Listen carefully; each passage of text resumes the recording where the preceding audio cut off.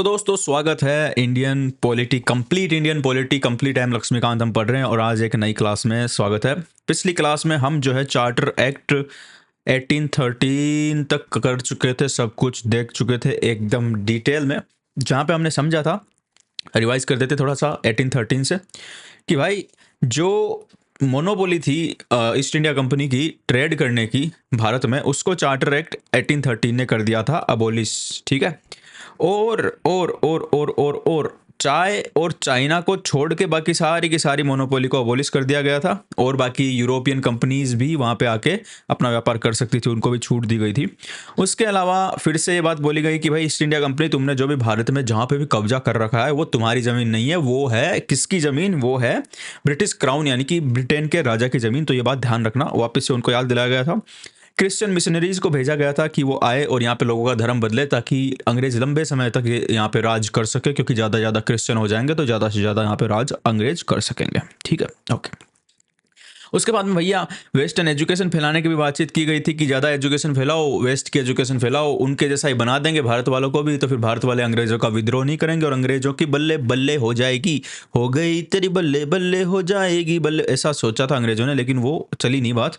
और उसके बाद में भाई चार्टर एक्ट, हाँ, लोकल गवर्नमेंट को बोला गया था कि भाई टैक्स ले सकते हो आप। ये मैंने कल समझाया था कि लोकल गवर्नमेंट को टैक्स लेने के लिए इसलिए बोला गया, मैं मेरी ऐसी ठीक कर लूँ थोड़ी सी। लोकल गवर्नमेंट को टैक्स लेने के लिए इसलिए बोला गया था क्योंकि वो चाहते थे कि लोकल गवर्नमेंट का खर्चा अंग्रेजों को नहीं उठाना पड़े, बल्कि लोकल गवर्नमेंट खुद ही अपना खर्चा उठा ले, और इससे फिर अंग्रेजों को जो है उनको ज़्यादा पैसा बच जाएगा जो लूट के वो इंग्लैंड ले जा सकेंगे। आज स्टार्ट कर रहे हैं चार्टर एक्ट 1833। और भाई ये बड़ा इंपॉर्टेंट है, ये जो 1833 का चार्टर एक्ट है और इसके बाद में 1853 का चार्टर एक्ट आएगा, ये बड़े ही महत्वपूर्ण चार्टर एक्ट होने वाले हैं, क्योंकि इनसे बहुत बड़े बड़े परिवर्तन जो है ईस्ट इंडिया कंपनी के शासन में किए गए थे और एक तरीके से ईस्ट इंडिया कंपनी को फिर खत्म ही कर देंगे। 1853 के चार्टर एक्ट और उसके आगे के चार्टर एक्ट तो उनको खत्म ही कर देंगे और पूरा का पूरा राज जो हो जाएगा वो अंग्रेजों के राजा का हो जाएगा यहाँ पे। क्योंकि वो शुरू से, जब 1773 का हमने रेगुलेटिंग एक्ट पढ़ा था, तभी से मैंने बताया था कि ये जो राजा है और जो ब्रिटिश गवर्नमेंट है, ब्रिटिश पार्लियामेंट है, ये चाहती है कि ईस्ट इंडिया कंपनी पे ये कब्जा कर ले और खुद का डायरेक्ट रूल स्टार्ट कर दे भारत में। भारत वालों के लिए इनके दिल में कोई सिंपैथी नहीं थी, बल्कि ये कंपनी को साइड करना चाहते थे और खुद डायरेक्ट वहाँ पे रूलर बनना चाहते थे। तो धीरे धीरे वो चार्टर एक्ट, रेगुलेटिंग एक्ट जो सब कुछ आए, उसके बाद में अब आ गए हैं हम चार्टर एक्ट 1833। और भैया ये जो है, this act was the final step towards centralization in British India. Centralization का मतलब क्या है? देखो मैं जो है अपना नोटपैड खोल देता हूँ और फिर मैं समझाता हूँ कि सेंट्रलाइजेशन का मतलब यहाँ पे क्या है। सेंट्रलाइजेशन का मतलब यहाँ पे ये है, जो मैंने बताया था कि जो पावर्स का सेंट्रलाइजेशन, जैसे मैंने बताया था ना कि एक तो बम्बई में था, बम्बई ये भारत का निचला हिस्सा है, ठीक है, और ये इधर, तो एक तो बम्बई में था ब्रिटिश का प्रोविंस, एक मद्रास में था और एक यहाँ पे बंगाल में था। ठीक है, अभी बंगाल वाले को मेन बनाया जा रहा है, इसको सबसे टॉप बनाया जा रहा है, इसको सबसे ज़्यादा पावर दी जा रही है, तो ये पावर इनकी तरफ से खिंच के इसकी तरफ जा रही है। ठीक है, इनकी पावर धीरे धीरे कम की जा रही है और इसकी पावर को बहुत ज़्यादा बढ़ाया जा रहा है। ये सारा सिस्टम पावर ट्रांसफ़र का, यानी कि बंगाल वाले की पावर बढ़ाने का और मुंबई, मद्रास और बाकी प्रोविंस की पावर घटाने का सारा सिस्टम चालू हुआ था 1773 के रेगुलेटिंग एक्ट से। जो सिस्टम स्टार्ट हुआ था रेगुलेटिंग एक्ट, मुझे लगता है ये दिख रहा नहीं होगा, थोड़ा सा मैं इधर खिसका लेता हूँ इसको। तो 1773 के रेगुलेटिंग एक्ट से जो सिस्टम चालू हुआ था, वो सिस्टम भाई अब पूरा अपने पूरे तूफान पे आ गया, पूरे उफान पे आ गया। कब? 1833 के चार्टर एक्ट से। कैसे आ गया वो भी हम पढ़ेंगे, लेकिन ये उफान पे आ गया, मतलब बहुत, अब लगभग सारी ही पावर जो है बंगाल वाले के पास चल जाएगी। इन दो गरीबों को एकदम गरीब बना के छोड़ देंगे, इनके पास कोई भी पावर नहीं छोड़ेंगे, मद्रास, मुंबई और बाकी प्रोविंस के पास में, और बंगाल वाले को बहुत ज़्यादा ताकतवर बना दिया जाएगा। तो चलो हम देखते हैं कि कैसे जो है ये कार्यक्रम किया गया और कैसे बंगाल वाले को जो है और ज़्यादा ताकतवर बनाया गया। ठीक है, the feature of this act were as follows. कौन से एक्ट की बातें की जा रही है? ये बातें की जा रही है चार्टर एक्ट 1833 की। इसने क्या किया भाई, इस एक्ट से तो मतलब गवर्नर जनरल ऑफ बंगाल को गवर्नर जनरल ऑफ इंडिया बना दिया। मतलब जो पहले गवर्नर ऑफ बंगाल होता था, उसका नाम बढ़ा के उसको गवर्नर जनरल ऑफ बंगाल बनाया, कि इसको थोड़ा सा तोप बनाते, नाम से इसका भारी नाम होगा तो लोगों में इसकी थोक जमेगी, इसकी ठोस जमेगी, इसकी पावर बढ़ेगी। तो गवर्नर ऑफ बंगाल को गवर्नर जनरल ऑफ बंगाल बना दिया। अब भाई उस गवर्नर जनरल ऑफ बंगाल को गवर्नर जनरल ऑफ इंडिया बना दिया, यानी भाई अब बंगाल बंगाल का नहीं है ये, अब ये इंडिया का गवर्नर जनरल बन गया, यानी बहुत बड़ा आदमी ये बन चुका है और यही सब पे अपनी पावर चलाएगा, इसके ऊपर कोई नहीं है, ऐसा ये नाम जो है बताना चाह रहा है सभी लोगों को। तो इसका नाम बदल के कर दिया गवर्नर जनरल ऑफ इंडिया। किससे किया? 1833 के चार्टर एक्ट से। तो ये चीजें ध्यान रखनी होगी कि कब बंगाल के गवर्नर का नाम बदल के बंगाल का गवर्नर जनरल किया और कब बंगाल के गवर्नर जनरल का नाम बदल के गवर्नर जनरल ऑफ इंडिया किया। तो भाई कब किया? 1833 के चार्टर एक्ट से गवर्नर जनरल ऑफ इंडिया इसका नाम कर दिया गया। And vested in him all civil and military powers. भाई जितनी भी पावर थी, चाहे वो सिविल मामलों की हो, चाहे मिलिट्री यानी युद्ध के मामलों की हो, जो भी पावर, मतलब लगभग लगभग सारी की सारी power governor general of India को दे दी गई, जो कि पहले गवर्नर जनरल ऑफ बंगाल कहलाता था, लेकिन अब उसका नाम बदल के गवर्नर जनरल ऑफ इंडिया कर दिया और सारी पावर उसको दे दी गई है। Thus, the act created for the first time government of India having authority over the entire territorial area possessed by British in India। तो इस एक्ट ने क्या किया? इस एक्ट ने गवर्नर जनरल ऑफ बंगाल का नाम बदल के गवर्नर जनरल ऑफ इंडिया कर दिया। और भाई अब जो है, अब क्या हो गया? पहली बार government of India having authority over the entire territory area possessed by British government in India. तो क्या कर दिया गया?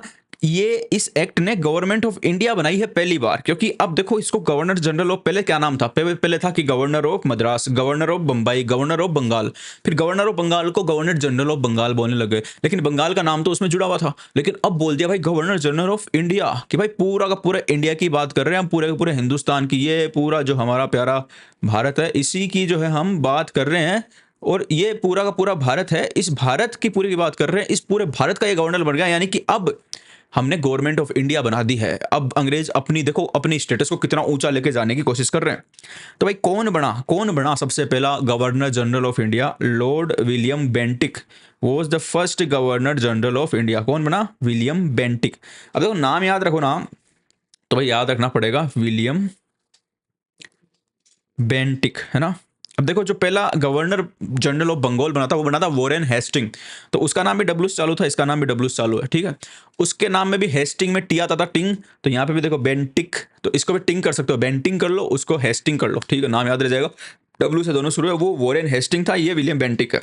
इसको पहला गवर्नर जनरल बनाएगा इंडिया का। और लॉर्ड तो लगा हुआ है, मैंने बताया था लॉर्ड कौन होते हैं, जो कि अंग्रेजों के राजा के खास आदमी होते हैं, उन्हीं को लॉर्ड बोला जाता है। अब देखो दूसरा क्या किया? It deprived the governor of Bombay and Madras of their legislative power. यानी मैंने बताया था ना अभी कि ये जो थे गरीब लोग, ये बॉम्बे वाले, देखो ये गरीब लोग, ये बॉम्बे वाले और ये मद्रास वाले, इनको और गरीब बना दिया गया। इनकी जो लेजिस्लेटिव पावर थी, यानी कि यहाँ पे बॉम्बे में जो गवर्नर बैठता था, मद्रास में जो गवर्नर बैठता था, ये अपनी जगह के लिए खुद पहले कानून बना सकते थे। कुछ काम होता तो उसका थोड़ा बहुत कानून खुद भी बना लेते थे। लेकिन अब बोला कि भाई तुम्हारी लेजिस्लेटिव पावर यानी कानून बनाने की पावर जो है, लेजिस्लेटिव पावर, भाई वो ले ली। अब तुम्हारे पास कोई पावर और नहीं है, अब तुम बैठे रहो, सारी की सारी पावर दे दी हमने गवर्नर ऑफ बंगाल नहीं, governor of India, governor general of India. Bengal का नाम बदल के होगा, गवर्नर जनरल ऑफ इंडिया को हमने सारी पावर दे दी है। और वो कौन है? विलियम बेंटिक, ठीक है।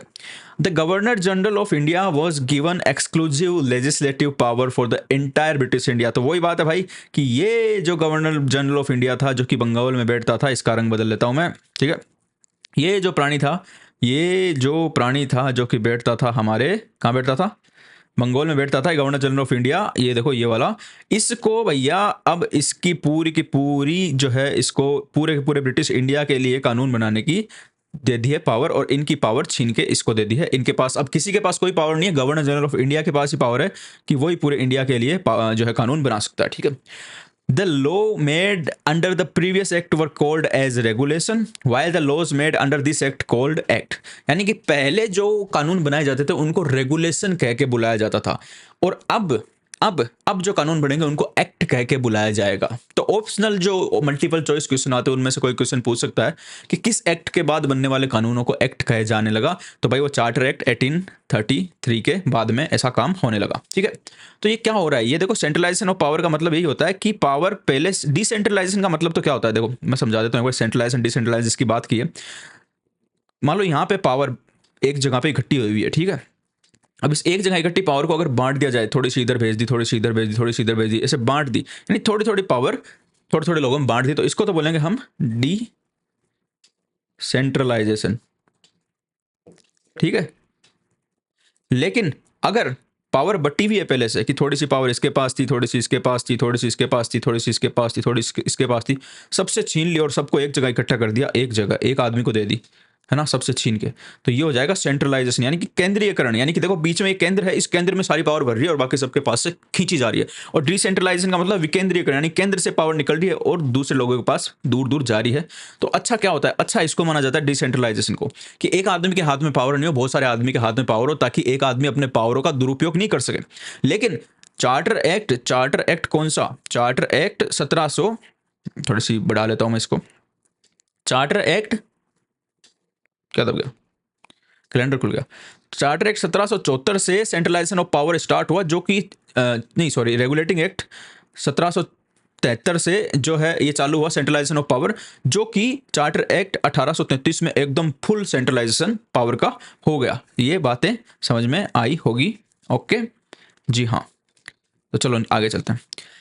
अब देखो इस एक्ट ने एक और काम किया, it ended the activities of East India Company as a commercial body which became a purely administrative body. यानी पहले ईस्ट इंडिया कंपनी स्टार्ट में आई थी, जब मैंने बताया था, व्यापार करने के लिए, और व्यापार करने के साथ साथ में फिर वो कब्जा भी करने लग गई, और फिर कब्जा करने लग गई तो पावरफुल बनने लग गई, और फिर ब्रिटिश गवर्नमेंट ने सोचा कि अब इस ईस्ट इंडिया कंपनी पे हम कब्जा करते हैं, तो उन्होंने इस चार्टर एक्ट के साथ में उस पर पूरा कब्जा कर लिया। बोला कि भाई अब ईस्ट इंडिया कंपनी EIC जो है, ईस्ट इंडिया कंपनी, अब कोई व्यापार नहीं करेगी, कोई भी ट्रेडिंग एक्टिविटी नहीं करेगी, इसको पूरा का पूरा एडमिनिस्ट्रेटिव बॉडी बना दिया।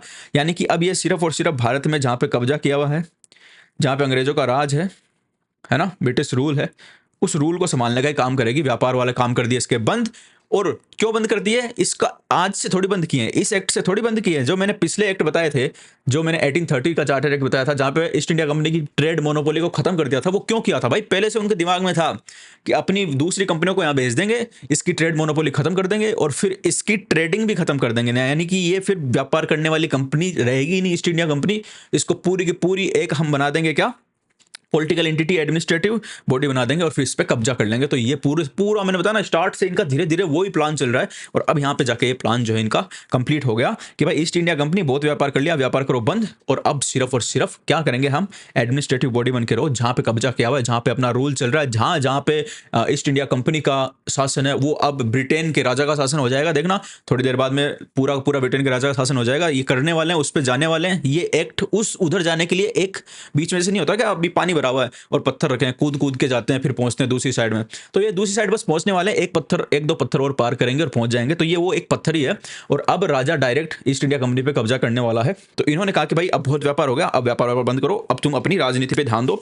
It provided that the companies territory in India were held by interest of his majesty, his hairs and successor. देखो भाई क्या बोला, अब देखो इन्होंने पूरा बोल दिया कि यानी कि ईस्ट इंडिया कंपनी ने जो हमारे भारत पे कब्जा कर रखा है भैया, जो भी ईस्ट इंडिया कंपनी ने EIC का जो भी भारत पे कब्जा है, तो अब वो ईस्ट इंडिया कंपनी का नहीं है, वो क्या है, वो ट्रस्ट में है। ट्रस्ट का मतलब होता है कि देखो चीज मेरी है ना, मेरी चीज है और मैंने तुमको दे दी, ठीक है, मैंने दे दी कि भाई ये मेरी चीज है, मैं कहीं जाके आता हूँ, या फिर मैं कहीं पे गया हूँ, कहीं जाके आ रहा हूँ, या कहीं दूर रहता हूँ, लेकिन मेरी कोई चीज है, वो मैंने आपको दे दी कि इसका ध्यान रखना। अब मैंने आपको ध्यान रखने के लिए दिया, आपकी थोड़ी हो गई, तो वो मैंने आपको ट्रस्ट में दी है, यानी कि आप पे ट्रस्ट करके आपको पकड़ाई कि चीज मेरी है, तुम रखो, ठीक है। तो वैसे राजा बोल रहा है कि भाई ईस्ट इंडिया कंपनी, अगर तुम ये सोच रहे हो ना कि भारत पे राज किया तो तुम्हारा हो गया, नहीं, ये क्राउन का यानी कि राजा का है ना, तुमको ट्रस्ट में दिया हुआ है, जब तक तुमसे वापस नहीं ले ले तब तक रख लो, कभी भी हम वापस ले सकते हैं। ये मतलब हुआ इस बात का। ये जो छोटी सी बात बोली ना, इसका इतना बड़ा मतलब निकला कि in trust of for his majesty his hairs and successor, यानी कि जो मेजेस्टी यानी कि राजा है, उसके जो भी उत्तराधिकारी आएंगे उनका समान है ये भारत, उनकी जायदाद है ये भारत। भारत बताओ किसका है, अपना। आईकॉन कंपनी व्यापार करने के लिए कब्जा कर लिया, अब उस कंपनी से भी बोल रहा है वहां का राजा कि ये हमारी है, तुम्हारा कुछ नहीं है। ऐसा वो बोला, कौन बोला, चार्टर एक्ट 1833 बोला। The Charter Act of 1833 attempted to introduce a system of open competition for selection of civil servants and stated that the Indians should not be debarred from holding any place, office or employment under the company. However, the provision was neglected after opposition from the court of director. तो भाई देखो, जो आज लोग civil servant बनने की बहुत ज़्यादा सपना देखते हैं, कलेक्टर बनेंगे, ये बनेंगे, वो बनेंगे, वो कहाँ से स्टार्ट हुआ था? वो कलेक्टरों की पोस्ट वो थी ना, वो काहे की थी? वो एक ट्रेडिंग यानी कि व्यापार कंपनी वाले कंपनी के कर्मचारी थे भाई, और आज वो सरकारी एक पोस्ट बन गई है। देखो कहाँ से कहाँ पहुंच गए हम। तो पहले क्या होता था कि ईस्ट इंडिया कंपनी में जो भी सिविल सर्वेंट होते थे, यानी जो कलेक्टर होते थे और जो कंपनी के काम करते थे, वो सिर्फ और सिर्फ अंग्रेजों को ही बनाया जाता था, और वो भी कंपनी के जो कर्मचारी इंग्लैंड से आ रहे उनमें से किसी को बना दिया जाता था। लेकिन चार्टर एक्ट 1833 ने बोला कि भाई ऐसा नहीं चलेगा, तुम यहाँ पे एक कंपटीशन कराओ, क्योंकि वहां पे बहुत ज्यादा भ्रष्टाचार। इनको ये नहीं था कि भारत वालों को मौका मिले, भारत वालों से कोई भी हमदर्दी भाई अंग्रेजों को ना कभी थी ना कभी हो सकती है, ऐसा बिल्कुल भी नहीं था। चीज ये थी कि वो चाहते थे कि भाई ये जो भ्रष्टाचार हो रहा है ये रुके। अब क्योंकि सारे के सारे जो देखो मैं बताता हूँ, ईस्ट इंडिया कंपनी में जितने भी इंप्लॉई जो है EIC, ये ईस्ट इंडिया कंपनी, इसमें जितने भी इंप्लॉई जो नियुक्त किए जा रहे थे वो कौन कर रहा था? इस कंपनी के जो कोर्ट ऑफ डायरेक्टर थे, COD, कोर्ट ऑफ डायरेक्टर, है ना। यानी मैं बताया था कोर्ट ऑफ डायरेक्टर क्या होता है, स्टार्टिंग में बता दिया मैंने। तो ये जो है ये अपॉइंट कर रहे थे। अब भाई इनको कोई भी घोटाला करना होगा तो ये वैसे आदमियों को अपॉइंट करेंगे जिन पे ये अपनी जोर चला सके, जिसको मना सके अपने अनुसार, बातों के अनुसार। अब जो ब्रिटिश गवर्नमेंट ये चाहती थी कि भाई इन कोर्ट ऑफ डायरेक्टर का जो है ना, इस पे से वो जो एकाधिकार है वो हट जाए, कि भाई इनकी मर्जी से ना हो कर्मचारी अपॉइंट, बल्कि एक ओपन कंपटीशन हो जहां पे हर कोई को चांस हो। और क्योंकि हर किसी को चांस होगा तो हर किसी पे ये अपनी चला नहीं पाएंगे, तो ये भ्रष्टाचार जो है ना, भ्रष्टाचार ईस्ट इंडिया कंपनी में कम हो जाएगा और हमको ज्यादा से ज्यादा पैसा मिल सकेगा ईस्ट इंडिया कंपनी से। ये चाहते थे भाई, भारत वालों को कोई भला करना अंग्रेज कभी नहीं चाहते थे, ठीक है। लेकिन लेकिन लेकिन लेकिन इस 1833 के एक्ट ने ये बोला कि भाई ओपन कंपटीशन से सिविल सर्वेंट को भर्ती करो, यानी परीक्षा करवाओ। पर देखो क्या हुआ है। However, this provision was neglected after opposition from court of director. Court of director इन्होंने टांग लगा दी कि भाई नहीं नहीं करना, ऐसा नहीं करना। क्यों किया? क्योंकि उनका खुद का पावर और उनकी खुद की जो एकाधिकार था कंपनी पे कि भाई किस कर्मचारी को अपॉइंट करना है हम तय करेंगे, हमारे हिसाब से वो काम करेगा, फिर हमारे नीचे दब के काम करेगा, क्योंकि अपॉइंट करने वाले हम हैं। तो उन्होंने अपोजिशन किया कि नहीं नहीं करना, ओपन कंपटीशन बिल्कुल नहीं करना। बहुत अपोजिशन किया, तो एक बार के लिए तो ये फैसला टाल दिया गया कि भाई ठीक है एग्जाम नहीं कराएंगे, तुम कर रहे हो, तुम्हें अपॉइंट करते रहना। लेकिन ये सिर्फ फैसला टला है, बदला नहीं है, आगे ये फिर से आएगा। ये आ गया देखो चार्टर एक्ट 1853। तो अभी हम रिकॉल कर लेते हैं 1833 के चार्टर एक्ट में क्या क्या हुआ, वो रिकॉल कर लेते हैं, उसके बाद 1853 में हम चलते हैं। सबसे पहली चीज जो हुई वो भाई गवर्नर जनरल ऑफ बंगाल को गवर्नर जनरल ऑफ इंडिया बना दिया गया, और first time government of India का गठन किया गया, जिसको पूरी की पूरी ब्रिटिश इंडियन टेरिटरी पे जो है अथॉरिटी थी रूल बनाने की, ठीक है। विलियम बेंटिक सबसे पहला गवर्नर जनरल ऑफ इंडिया बना। उसके बाद में गवर्नर ऑफ बंगाल और बॉम्बे और मद्रास, गवर्नर ऑफ बॉम्बे और मद्रास की जो लेजिस्लेटिव पावर यानी कानून बनाने की पावर थी उनसे छीन ली गई, और सारी की सारी पावर गवर्नर ऑफ इंडिया को दे दी गई, ठीक है। गवर्नर जनरल ऑफ इंडिया को दे दी गई सारी की सारी पावर, जो कि था विलियम बेंटिक, ठीक है। उसके बाद में ईस्ट इंडिया कंपनी की जो है ट्रेडिंग एक्टिविटी पूरी की पूरी खत्म कर दी गई, कॉमर्शियल एक्टिविटी पूरी खत्म कर दी गई, और उसको पूरी एडमिनिस्ट्रेटिव बॉडी बना दिया गया। और भाई ये भी बोला गया कि कंपनी ने जो भी इंडिया में जिन भी टेरिटरी यानी जिन भी जगहों पे कब्जा कर रखा है वो कंपनी की नहीं है, वो ट्रस्ट में रखी हुई है। उसने किसकी ट्रस्ट में? ब्रिटेन के राजा और उसके उत्तराधिकारियों का ट्रस्ट में ये है, उनकी जायदाद है जो ईस्ट इंडिया कंपनी सिर्फ संभाल रही है, उसकी ये जायदाद ईस्ट इंडिया कंपनी की खुद की नहीं है, ठीक है। उसके बाद में चार्टर एक्ट 1833 ने यह भी कोशिश की कि ओपन कंपटीशन जो है वो आयोजित किया जा सके सिविल सर्विसेज के लिए, लेकिन उसको भी जो कोर्ट ऑफ डायरेक्टर उन्होंने बहुत ज्यादा उसका विरोध किया, और वो आइडिया एक बार टाल दिया गया। वो बोले आगे देखेंगे, अभी तो नहीं कर रहे हैं, ठीक है। अब देखो वो आइडिया जो टाला था वो यहाँ पे वापस आएगा चार्टर एक्ट 1853 में। इस एक्ट ने भाई, चार्टर एक्ट 1853 ने एक तरीके से ईस्ट इंडिया कंपनी का अस्तित्व खत्म कर दिया और सीधा का सीधा ब्रिटिश क्राउन को भारत का राजा बना दिया। देखो पहले मैं बताता हूँ क्या हो रहा था, थोड़ा किसी को नहीं अभी तक मैंने बहुत बढ़िया तरीके से और एकदम डिटेल में सारी चीज बताई है, लेकिन अभी मैं एक ओवरव्यू से भी और बता देता हूँ कि क्या होने वाला है।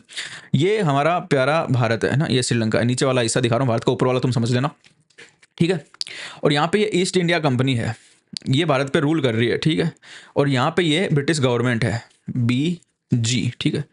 तो भाई पहले तो ब्रिटिश गवर्नमेंट ने धीरे धीरे कोशिश की कि ईस्ट इंडिया कंपनी पे कंट्रोल कर लें, उन्होंने कर भी लिया, और ईस्ट इंडिया कंपनी भारत पे कंट्रोल कर रही थी, ठीक है, ये सिस्टम चल रहा था। लेकिन अब क्या होगा कि ये इसको सीधा यहां से हटा देंगे भाई, ईस्ट इंडिया कंपनी को पिक्चर में से हटा देंगे और खुद सीधा कंट्रोल भारत पे करेंगे। तो इनकी लास्ट में ये मनसा है। अब ये मनसा कैसे पूरी होगी उसके लिए देखो क्या क्या गेम खेले जाते हैं, वो गेम हम देखेंगे चार्टर एक्ट 1853 में। तो भाई देखो क्या लिखा हुआ है, this was the last of the series of charter acts passed by British parliament between 1793 and 1853। तो भाई मैंने बताया था ना हर 20-20 साल में आएंगे, तो 1793 में एक आया, फिर 1813 में एक आया, फिर 1833 में एक आया, फिर 1853 में ये आ गया। तो कितने चार्टर एक्ट हो गए? 1 2 3 4, ठीक है। तो ये उनमें से लास्ट चार्टर एक्ट था, कौन सा, 1853 वाला।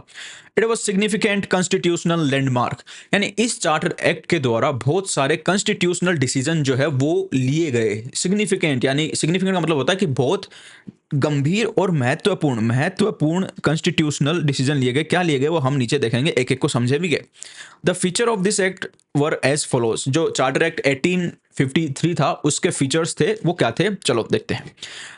It separated for the first time, धीरे धीरे पढ़ेंगे क्योंकि इसमें थोड़ी सी कॉम्प्लेक्सिटी है और कॉम्प्लेक्सिटी की वजह से मैं इसको एकदम धीरे पढ़ाऊंगा और पूरी चीज़ हम धीरे धीरे समझेंगे। चाहे इस पे हमें आज क्लास खत्म करनी पड़े, इस एक्ट पे आगे की बाद में पढ़ लेंगे, लेकिन इसको एकदम डिटेल में समझेंगे, ठीक है। और समझ में बिल्कुल आ जाएगा, खुद पढ़ोगे तो मुश्किल से समझ में आएगा, लेकिन मैं समझाऊंगा, सबको समझ में आ जाएगा। इट सेपरेटेड, पहले पढ़ता हूँ फिर समझाऊंगा। For the first time the legislative and executive function of governor generals council, ठीक है। एक एक लाइन को समझेंगे। तो देखो क्या किया इसने, हमने स्टार्टिंग में पढ़ा था कि गवर्नर जनरल जब नियुक्त किया गया था, ये गवर्नर जनरल है जी, ठीक है, गवर्नर जनरल, और इसकी काउंसिल बनाई गई जिसमें 4 आदमी बिठाए गए थे, 1 2 3 4, है ना। और सभी निर्णय यही लेते थे, ठीक है। सारे के सारे जो डिसीजन है वो कौन लेता था, गवर्नर जनरल, और उसकी काउंसिल सारे के सारे डिसीजन लेती थी, ठीक है। छोटा हो गया, ओके।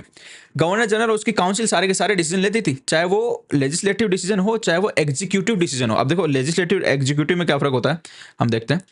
लेजिस्लेटिव का मतलब तो होता है कि भाई कानून बनाना, लेजिस्लेटिव डिसीजन जो होगा उसका मतलब तो होता है कानून का बनाना, यानी कि लॉ मेकिंग। मैं समझाऊंगा, टेंशन मतलब एकदम धीरे धीरे चलेंगे। और एग्जीक्यूटिव का मतलब होता है कि जो कानून बना उस कानून की जो पालना करवाए, यानी वो कानून एकदम जैसे बनाया वैसे के वैसे लागू हो जाए, यानी कि उसको एग्जीक्यूट कराने वाले, ठीक है, एग्जीक्यूट कराने वाले। तो सिमिलर चीज है कि भाई लेजिस्लेटिव इस नाम में ही है, लेजिस्लेशन यानी कानून, लेजिस्लेशन को कानून बोलते हैं, तो कानून बनाने वाली बॉडी को बोलते हैं लेजिस्लेटिव बॉडी। और एग्जीक्यूटिव का मतलब होता है पालना कराने वाली बॉडी, यानी जो एग्जीक्यूट उसको करवाए। तो पहले क्या होता था कि ये ही जो गवर्नर जनरल की काउंसिल है, ये सेम काउंसिल ही तो कानून बनाती थी, कानून बना भी थी यही थी, लॉ मेकिंग, है ना, लॉ मेकिंग।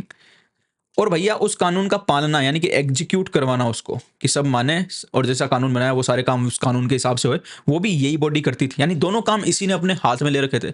लेकिन चार्टर एक्ट 1853 1853 के चार्टर एक्ट ने फर्स्ट टाइम हिस्ट्री में इन दोनों चीज़ों को अलग अलग कर दिया। इन्होंने बोला कि भाई जो गवर्नर जनरल की ये काउंसिल है इसको हम 2 भागों में बांटेंगे, इस काउंसिल को हम 2 भागों में बांटेंगे। अभी तक ये एक ही काउंसिल थी, उसको 2 भागों में बांटेंगे। गवर्नर जनरल की काउंसिल, देखो जी की काउंसिल, जी की काउंसिल, चार्टर एक्ट 1853 बोल रहा है ये, इसको 2 भागों में बांटेंगे। एक तो होगा इसका लेजिस्लेटिव पार्ट, लेजिस्लेटिव विंग, है ना, और एक होगी एग्जीक्यूटिव विंग, ठीक है।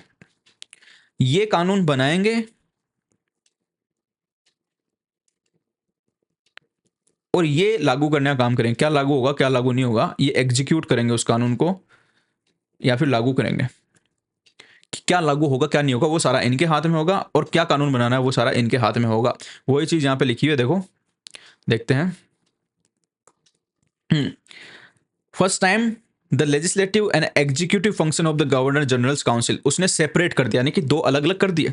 फिर क्या किया, it provided for addition of 6 new members called legislative councillors to the council. अब देखो ये जो अलग अलग बनाई ना इसने, बड़ा कर लूँ इसको थोड़ा सा मैं, हाँ, ये जो अलग अलग इन्होंने बनाई ना काउंसिल, अलग अलग जो काउंसिल बनाई, उस काउंसिल में देखो ये जो वाली साइड थी ना लेजिस्लेटिव साइड थी, एक तो एग्जीक्यूटिव साइड थी, एक लेजिस्लेटिव साइड थी। इस लेजिस्लेटिव साइड में उन्होंने 6 न्यू मेंबर ऐड किए। इस लेजिस्लेटिव साइड में 6 न्यू मेंबर ऐड किए गए। ध्यान देना, सिर्फ और सिर्फ लेजिस्लेटिव साइड में ही मेंबर ऐड किए गए हैं, 6 नए। इधर जो है एग्जीक्यूटिव में कोई भी ऐड नहीं किया गया है, नो एडिशन। यानी पहले जो काउंसिल सिर्फ 4 लोगों की होती थी, और एक उसमें गवर्नर जनरल होता था, अब उस काउंसिल को तोड़ के 2 काउंसिल बना दी गई है। एक तो लेजिस्लेटिव साइड बना दी गई, एक एग्जीक्यूटिव पार्ट बना दिया गया उसका। और लेजिस्लेटिव जो विंग थी उसमें भैया कानून बनाने वाले विंग में 6 नए मेंबर ऐड किए गए हैं। कौन किए गए हैं वो हम देखते हैं, चलो।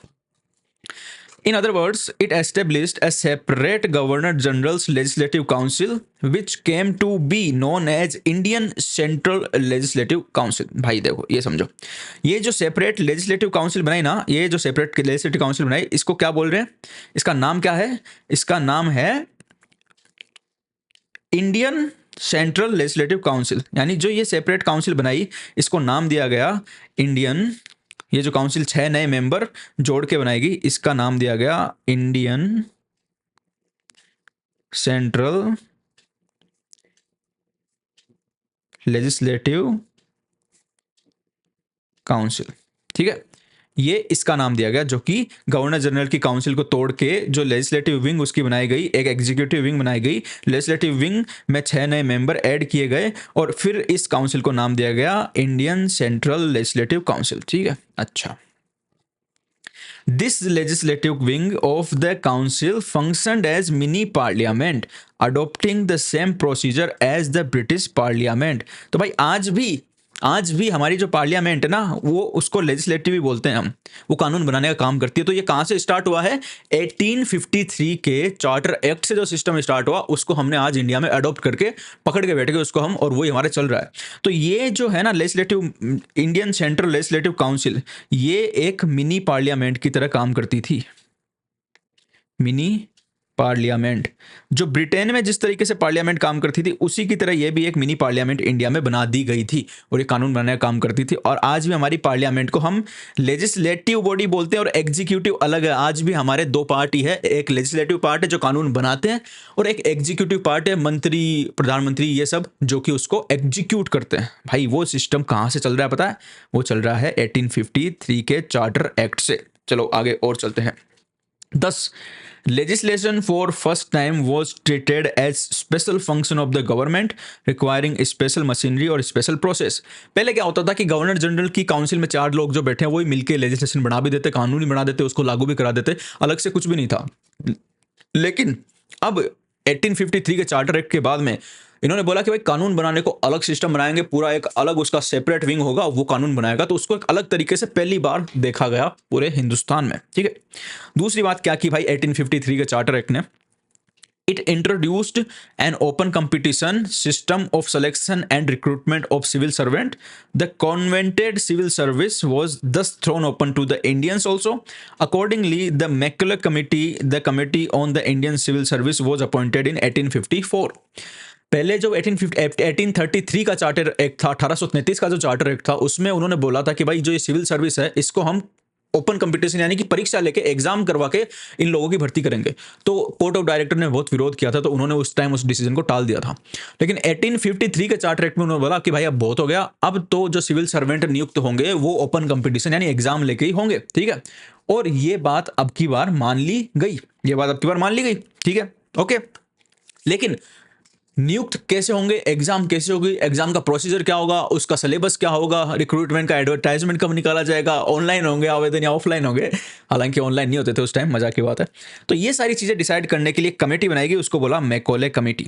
और ये मैकॉले कमेटी थी, इसको क्या बोलते थे? Committee on the Indian civil services, यानी कि भारतीय सिविल सेवा पर कमेटी, मैकॉले कमेटी। कब बनाई गई? 1854 में। किस एक्ट के तहत ये बनाएगी, किस एक्ट ने इसका सुझाव दिया? तो 1853 यानी 1853 के चार्टर एक्ट ने ये सुझाव दिया, और 1854 में मैकॉले कमेटी उसके लिए बनाई गई, जो सारे एग्जाम कैसे होगी, ये होगा वो होगा, सब कुछ कैसे होगा उस पर ध्यान देगी। और उस मैकॉले कमेटी को बोला जाता है committee on Indian civil services. ये ध्यान रखना, क्योंकि पूछ सकता है कि Macaulay committee, committee on Indian civil services कब बनाई गई? तो 1854 में बनाई गई। और किस एक्ट ने इसका प्रावधान किया था? तो वो 1853 के चार्टर एक्ट यानी 1853 के चार्टर एक्ट ने इसका प्रावधान किया था। ओके, ठीक है।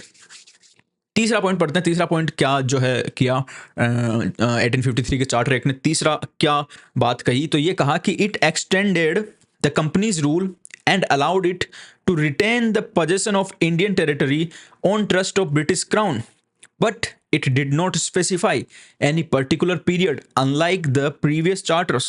This was clear indication that the company's rule could be terminated at any time parliament liked. तो इसने बोला, इस एक्ट ने फिर से बोला कि भाई कंपनी, हम तुमको फिर याद दिला दें कि तुम जो भारत में व्यापार, तुम जो भारत में राज कर रही हो, वो तुम्हारा राज नहीं है। इतना खुश मत हो जाना कि तुम्हारी जगह है, नहीं। तुमने ब्रिटिश क्राउन के और ब्रिटिश क्राउन के उत्तराधिकारियों के ट्रस्ट में ये रखा है, उनकी जायदाद है ये जो तुमने ट्रस्ट में रखी हुई है, ठीक। हम तुमको फिर से याद दिला दें, लेकिन अब की बार एक नई चीज और की। हर बार तो जब ये याद दिलाते थे उसके बाद बोलते कि चलो 20 साल और राज कर लो, 20 साल और राज कर लो। लेकिन अब की बार इन्होंने कंपनी को ये तो बोल दिया कि तुमने ट्रस्ट में रखा हुआ है, तुम्हारी नहीं है, लेकिन टाइम नहीं बताया अब की बार की 20 साल और कर लो। तो यहाँ पे ये बात धीरे धीरे निकल के आने लगी कि अब कंपनी को कभी भी हटा सकती है ब्रिटिश गवर्नमेंट, क्योंकि अब की बार टाइम लिमिट कुछ बता ही नहीं है, तो कभी भी हटा के खुद पूरे भारत पे अपना राज कायम कर सकती है। और ऐसा होने भी वाला है आगे आने वाले एक्ट में, जो कि हम आज नहीं पढ़ेंगे, कल पढ़ेंगे, क्योंकि इस वीडियो थोड़ी लंबी हो गई और इस चार्टर एक्ट का हम फिर से एक रिवीजन करेंगे अभी। तो जो आगे जो है गवर्नमेंट ऑफ इंडिया एक्ट 1858 वो हम पढ़ेंगे कब कब कब कब, वो पढ़ेंगे हम कल। चलो चौथे नंबर की बात देखते हैं। It introduced for the first time local representation in the Indian Central Legislative Council. Of the 6 new legislative members of the Governor General's Council, 4 members were appointed by the local provincial government of Madras, Bombay, Bengal, Agra. तो भैया क्या है ये, क्या system आ गया? देखो ये हमने देखा था कि गवर्नर जनरल की काउंसिल थी, उसके 2 टुकड़े किए, लेजिस्लेटिव विंग अलग बनाई, एग्जीक्यूटिव विंग अलग बनाई। और लेजिस्लेटिव विंग का काम था कानून बनाना, और इसमें 6 नए मेंबर अपॉइंट किए गए थे। ये सारी चीज हम पढ़ चुके थे। एग्जीक्यूटिव विंग पे टच ही नहीं किया भाई, टच ही नहीं किया। 1853 के चार्टर एक्ट ने एग्जीक्यूटिव विंग को टच भी नहीं किया, यानी एग्जीक्यूटिव विंग में कोई भी आदमी नहीं जोड़े गए, कोई भी नया अपॉइंटमेंट नहीं किया, कुछ भी नहीं किया इसके बारे में। उसने सारे काम किए इस लेजिस्लेटिव विंग के बारे में। तो लेजिस्लेटिव विंग में 6 नए आदमी जोड़े गए, और इसमें भैया ये 6 नए जो मैं थोड़ा रंग बदल लूं, ठीक है, यहाँ पे देखो ये तो अलग है, इसको मत देखना। ये 6 नए जो आदमी जोड़े गए ना, इनमें लोकल रिप्रेजेंटेशन भी दिया गया, लोकल रिप्रेजेंटेशन। 6 नए आदमी जो जोड़े गए उनमें लोकल रिप्रेजेंटेशन भी दिया गया। और लोकल रिप्रेजेंटेशन का मतलब क्या था? लोकल रिप्रेजेंटेशन का मतलब था कि गवर्नर जनरल की काउंसिल में 4 members were appointed by the local provincial government of Madras, Bombay, Bengal, Agra.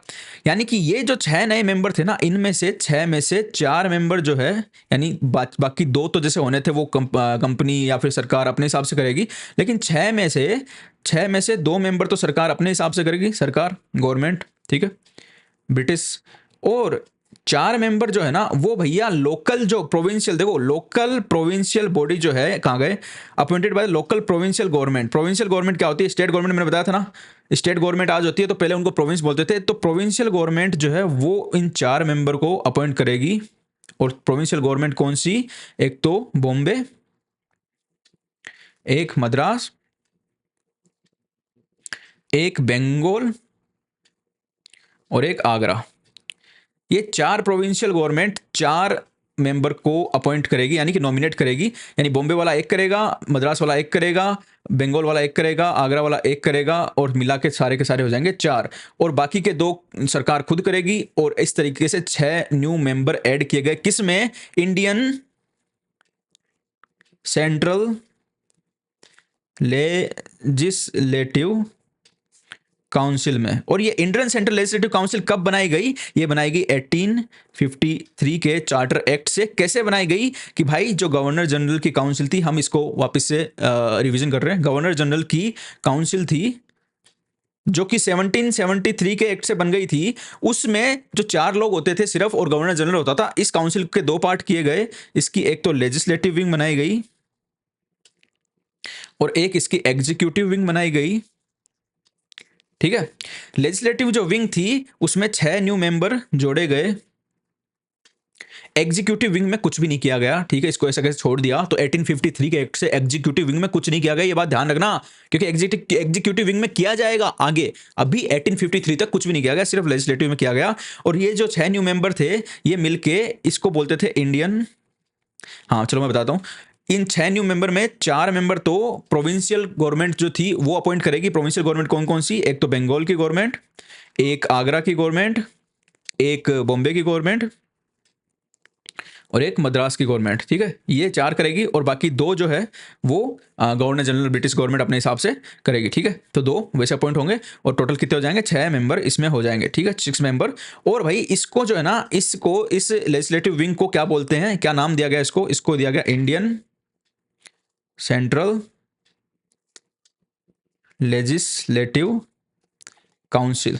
और इसी को बोला गया मिनी पार्लियामेंट। इसको मिनी पार्लियामेंट क्यों बोला गया? क्योंकि ये इंग्लैंड की पार्लियामेंट के हिसाब से ही काम करती थी और कानून बनाने का काम इसको सौंप दिया गया कि भाई कानून अब अलग से ये बॉडी बनाएगी जिसको लेजिस्लेटिव विंग बोलते हैं, जिसको इंडियन सेंट्रल लेजिस्लेटिव काउंसिल भी बोलते हैं, जिसमें 6 न्यू मेंबर जोड़े गए, जिनमें से 4 मेंबर तो जो है इसमें क्या दिया गया, इसमें क्या दिया गया, इसमें दिया गया first time local representation, provincial यानी कि प्रोविंशियल रिप्रेजेंटेशन इसमें फर्स्ट टाइम दिया गया। Of the 6 new member legislative member the governor general council 4 members were appointed by the local provincial government of Madras, Bombay, Bengal and Agra. तो ये पहली बार था भाई कि local representation in the Indian central legislative council में दिया गया। First time local representation Indian central legislative council में दिया गया है, और वो किस एक्ट के द्वारा दिया गया, 1853 के। तो ये भी क्वेश्चन आ सकता है कि भारत में पहली बार इंडियन सेंट्रल लेजिस्लेटिव काउंसिल में लोकल रिप्रेजेंटेशन किस एक्ट ने दिया, तो चार्टर एक्ट ऑफ 1853 ने दिया। फर्स्ट टाइम लोकल छह जो लोग हैं एडिशनल जोड़े गए लेजिस्लेटिव काउंसिल में, वो किस एक्ट के द्वारा जोड़े गए, चार्टर एक्ट ऑफ 1853 के द्वारा जोड़े गए। और पूछे कि कौन कौन सी प्रोविंशियल गवर्नमेंट थी जो कि अपॉइंट कर सकती थी उसमें इंडियन सेंट्रल लेजिस्लेटिव काउंसिल में अपने मेंबर, तो भाई थी एक तो थी मद्रास, एक बॉम्बे, एक बंगाल और एक आगरा। तो ये कोई भी क्वेश्चन बन सकता है, किधर से कुछ भी बना सकता है। तो समझ में एक बार चीज आ गई तो कोई दिक्कत नहीं। तो ये सारा रिवीजन हमारा हो चुका है, और अब जो है आगे का जो है गवर्नमेंट ऑफ इंडिया एक्ट 1858 ये देखेंगे। 1857 की जो क्रांति है, भारत का पहला क्या बोलते हैं स्वतंत्रता संग्राम, इसके बाद में ये एक्ट लाया गया, इसके बारे में हम पढ़ेंगे। और ये तो अब हटा देगा ईस्ट इंडिया कंपनी को एकदम पूरी तरीके से हटा के साइड में पटक देगा और सीधा ब्रिटेन का राजा भारत पे राज करने लग जाएगा। तो ये एक्ट हम पढ़ेंगे नेक्स्ट वीडियो में। Thank you very much for watching the video. Subscribe कर लो, लाइक कर लो, जो भी मन में वो कर लो, लेकिन पढ़ते रहो। चलते हैं, बाय बाय।